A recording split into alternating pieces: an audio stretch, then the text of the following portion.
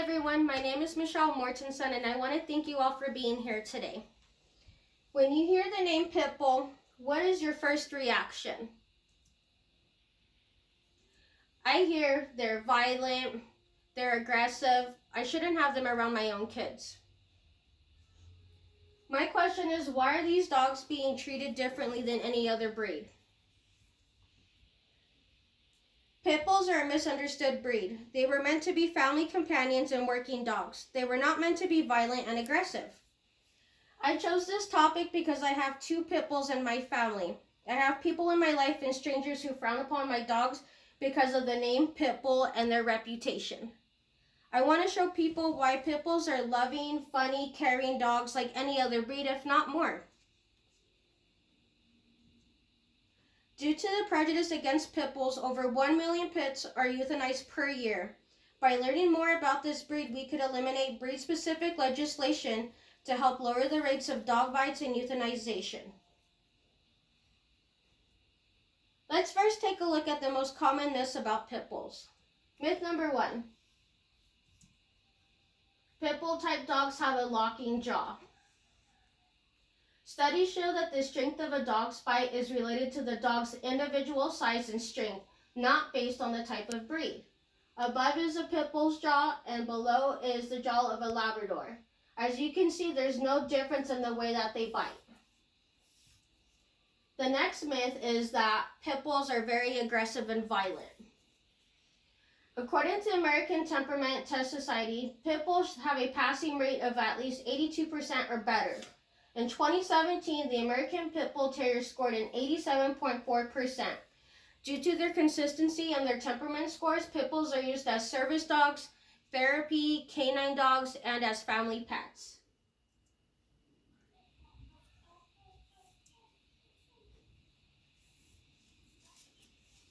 As mentioned earlier, pit bulls are perceived as vicious dogs. Let's take a look back at history on their accomplishments and how they started to receive a bad reputation. In the 19th century, pit bulls were referred to as the nanny dog. Their love for children, friendly nature, loyalty, and stability is what makes them great family pets till this day.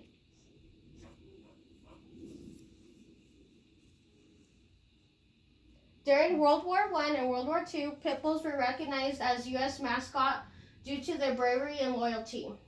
The below image is Sergeant Stubby. He was the most notable dog during the World War I. Now let's take a look at how they started earning their bad reputation. Dogfighting. It first began during the 1800s. In 1976, the Supreme Court had passed Animal Welfare Act. Although that law was approved, it was re-emerged again in the 1980s because pit bull fighting became to re-emerge. Pit bulls were now being used as guard and protection dogs, and they were being used to fight in underdog rings. According to the Humane Society, the dogs would have severe bruising, deep puncture wounds, broken bones. They would also die of blood loss, shock, dehydration, exhaustion, and infection. Below, or on to the side, are the images of the aftermath of dogs being in a dog fight. And this is not by their choice, this is because of the people putting them in the situation.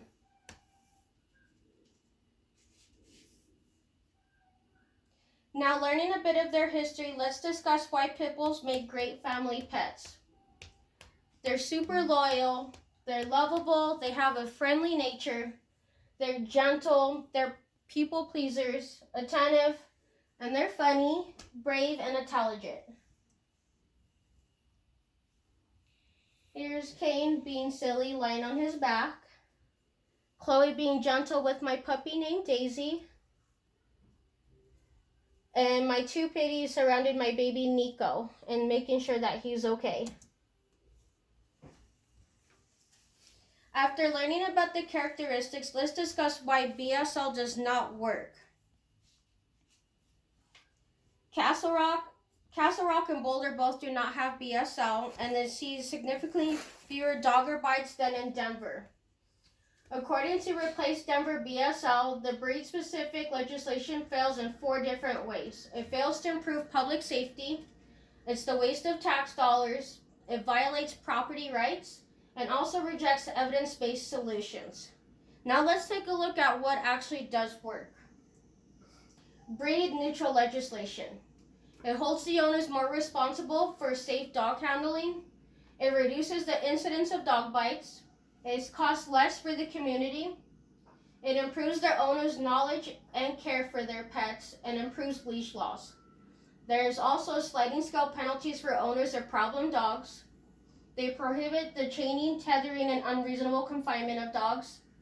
They also have stricter enforcement of animal cruelty and fighting laws.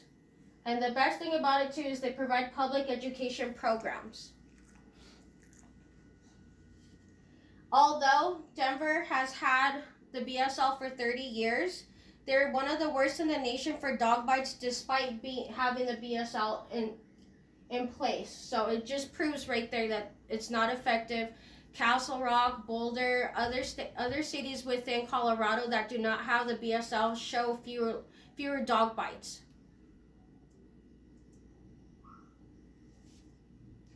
In brief, after learning the history, characteristic, and traits of pit bulls, we can conclude that the BSL should no longer take effect as studies shows it's not effective. Being misunderstood doesn't mean that you're the issue. Sometimes it's the people that misunderstand you with all the issues. And this concludes my presentation. Thank you.